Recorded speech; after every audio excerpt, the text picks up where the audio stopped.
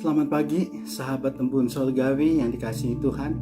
Mari pada saat ini kita merenungkan firman Tuhan yang saya beri judul Dengarlah Nasihat Tuhan. Tapi sebelumnya mari kita berdoa bersama-sama. Tuhan, kami ingin mendengar firman-Mu dan biarlah beri kepada kami hati seorang murid untuk kami dapat mendengarkan firman Tuhan dan juga mempelajari serta mempraktekkan di dalam kehidupan kami. Terpujilah nama Tuhan. Terima kasih Tuhan. Dalam nama Tuhan Yesus saja kami berdoa. Amin. Saudara, menjelang memasuki tahun 2023, kita sama-sama diperhadapkan dengan berbagai isu dari berbagai media yang mengatakan bahwa tahun 2023 adalah masa-masa yang sukar, baik di bidang ekonomi, baik di bidang bisnis, di bidang perdagangan, dan di bidang-bidang lainnya. Hal ini sudah diprediksi oleh beberapa pakar ekonomi. Bahkan firman Tuhan pula mengatakan hal yang sama, seperti tertulis di dalam kitab 2 Timotius 3 ayat 1 yang berbunyi, "Ketahuilah bahwa pada hari-hari terakhir akan datang masa yang sukar." Bagaimana sikap kita sebagai anak-anak Tuhan menghadapi hal ini? Firman Tuhan mengatakan bahwa Tuhan berjanji akan menyertai kita. Itu benar.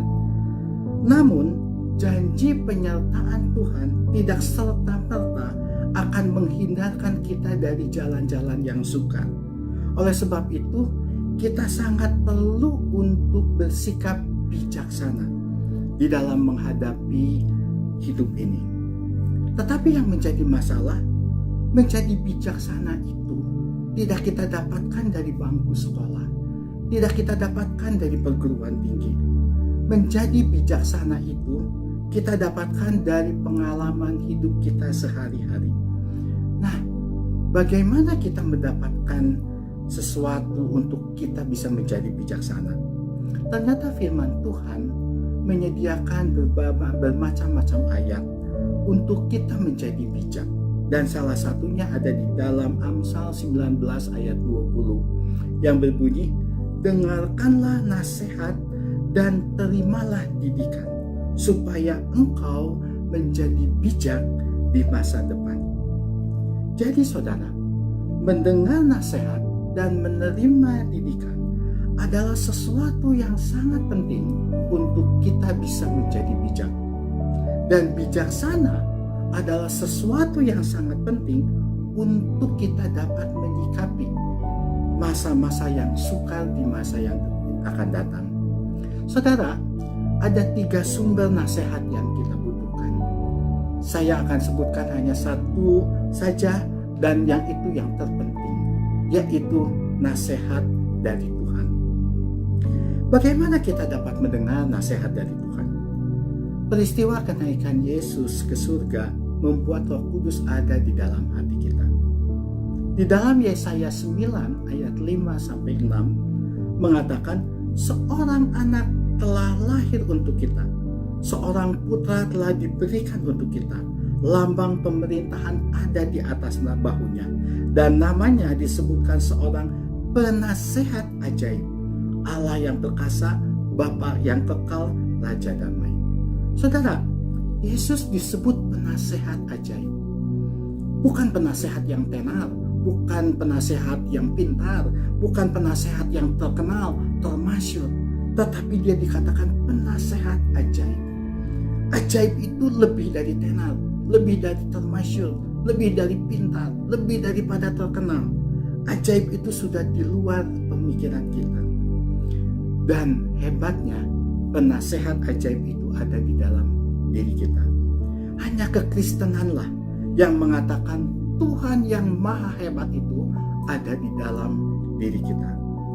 Saudara, kita bisa mendapatkan nasihat dari buku, dari orang-orang, atau dari para pakar, tetapi mereka semua bisa salah. Hanya Tuhanlah yang tidak pernah bisa salah. Kenapa? Karena dia sangat tahu masa depan kita. Karena dia sangat tahu akan jalan-jalan kehidupan kita. Dan yang pasti, Tuhan punya tujuan, punya kepentingan ketika Dia menciptakan kita. Dan tujuannya adalah mengembalikan kita kembali kepada segambar dan serupa dengan Dia. Nah, karena Tuhan mempunyai tujuan dan punya kepentingan untuk kita, maka Tuhan juga yang akan memberitahukan kepada kita jalan-jalannya, janjinya, hikmatnya, nasihatnya. Bahkan Tuhan jauh lebih rindu menasihati kita daripada kerinduan kita dinasihati oleh Tuhan. Pemazmur Daud mengatakan di dalam Mazmur 16 ayat 7, dia mengatakan, "Aku memuji Tuhan yang telah memberi nasihat kepadaku. Ya, pada waktu malam hati nuraniku mengajari aku."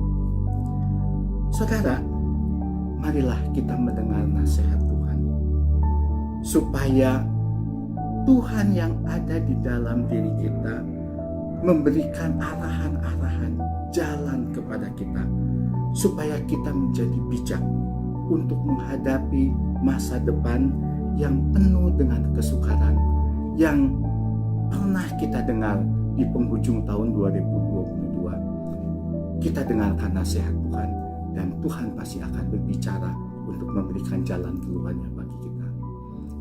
Amin.